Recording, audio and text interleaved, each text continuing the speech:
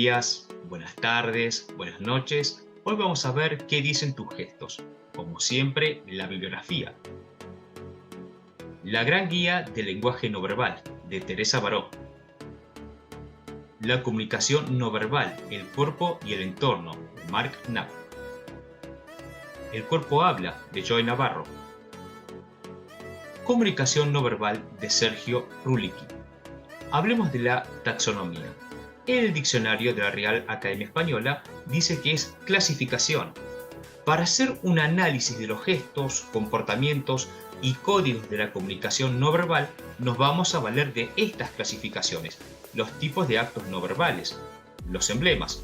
Vamos a ver cuál es la definición de Mark Knapp. Los emblemas son los actos no verbales que tienen una traducción verbal específica, conocida por la mayoría de los miembros de un grupo de comunicación. Los emblemas son gestos con las manos o el rostro, que sustituyen frases y pueden traducirse en palabras. Les voy a dar algunos ejemplos. Frotarse las manos, que hace frío. Señalar un asiento, hay un lugar para sentarse. Hay muchos emblemas con distintas interpretaciones y significados por las variantes culturales. Esta es una de las más conocidas. Nosotros le damos un contexto cultural positivo, pero en Turquía, por ejemplo, es un gesto negativo y ofensivo. Paul Ekman investigó los emblemas de varias culturas y observó que algunos son parecidos. Realizamos emblemas al hablar por teléfono, en el trabajo, en el deporte y en la política. La mayoría de los emblemas se realizan con las manos. Acá les dejo unos cuadros con los emblemas y sus significados. Los invito a que pongan pausa para poder apreciarlos mejor. En algunos casos acompañan al hablar estos emblemas. Por ejemplo, ¡qué vergüenza! Y me tapó la cara al mismo tiempo, o ¡qué bien! Y levanto el pulgar. Siempre hay que interpretar los emblemas según el contexto y también la cultura. Los ilustradores. Bueno, los ilustradores son gestos que van unidos cuando hablamos y su función es reforzar los significados. Tenemos gestos rítmicos en simultáneo con el habla y los detenemos para reforzar el silencio. Con los gestos marcamos el ritmo con las manos como si fueran imágenes de lo que decimos. Estos gestos dependen de la posición. El estar sentado se gesticula menos que estando de pie. El contexto de comunicación, el tiempo, el trabajo, las relaciones, cada uno tiene su sentido determinado. Estado emocional, la ira, la euforia, la pasión, nos lleva a gesticular de forma más abierta. El cansancio y la tristeza nos encierra en sí mismo. El grado de formalidad es cuando nos lleva a reducir el volumen de la voz y ser discretos con los movimientos. Disminuyen los ilustradores. La posibilidad de expresión con la palabra. Cuando se dificulta expresarlo con palabras, hay más ilustradores, como en personas sordas o en diferencias idiomáticas. Los reguladores. Los reguladores no son verbales y organizan o dirigen el inicio o final de una conversación.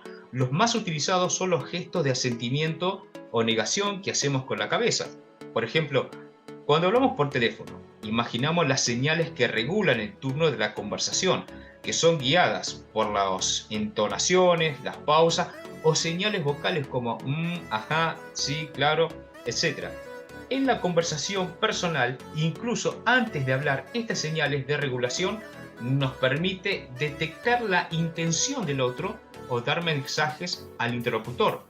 Los reguladores en los mensajes. En el saludo, como el saludar de lejos y acercarse.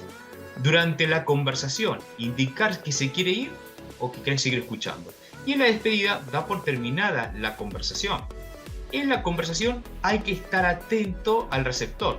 Mientras hablas, también observa el lenguaje corporal del receptor. Acá les dejo un cuadro. Los invito también que nuevamente pongan pausa para poder apreciarlo mejor cada uno de estos reguladores. Los adaptadores son movimientos o gestos que realizamos estando incómodos o inquietos o nerviosos. Es una respuesta a una situación social que nos incomoda, expresan sentimientos negativos de uno mismo o de otras personas. También son gestos para adaptarnos y manejar los sentimientos y dar buena impresión. Clasificación de adaptadores. Adaptadores sociales. En las relaciones, por ejemplo, el dar la mano o el hacer reverencia. Adaptadores instrumentales son actos aprendidos para ejecutar alguna tarea. Por ejemplo, el gesto de remangarse para hacer algún trabajo. Adaptadores de subsistencia. Se relacionan con la necesidad de descansar, comer, tensión, etc. Vamos a dar algunos ejemplos de adaptadores. Rascarse la cabeza, el cuello, la nuca o el brazo, tocarse o pellizcarse la nariz, hurgarse la oreja, frotarse el escote, peinarse con los dedos, colocarse el pelo detrás de la oreja, taparse la boca o poner uno o varios dedos para taparnos la boca también. Colocarse las gafas varias veces, morderse las uñas, dar vuelta el anillo, reloj, pulsera. También se puede ver en los objetos donde descargamos la atención, por ejemplo, el morder un bolígrafo. Hay algo que a mí me molesta mucho, es cuando presiona el botón del bolígrafo tan constantemente con clic, clic, clic, clic. Es cansador, es molesto. Pero también es uno de los adaptadores. El fumar, masticar chicle, jugar con un pedacito de papel, manipular aparatos electrónicos sin necesidad. Estos adaptadores los vemos en personas que se sienten observadas, tensas, incómodas o también en algunos casos cuando están mintiendo. En conclusión, estos adaptadores, todo esto que nosotros estuvimos hablando de los tipos de actos no verbales son, repasemos, los emblemas, son actos no verbales que se pueden traducir con palabras, como el golpear una mesa al estar molesto. Los ilustradores son gestos unidos a la comunicación verbal. Los reguladores son actos no verbales que regulan las conversaciones. Y los adaptadores son movimientos inconscientes para manejar nuestros sentimientos. Perfecto. Los invito a que se suscriban, denle like y compartan. Nos vemos en el próximo video. Que tengan una buena semana. Chao, chao.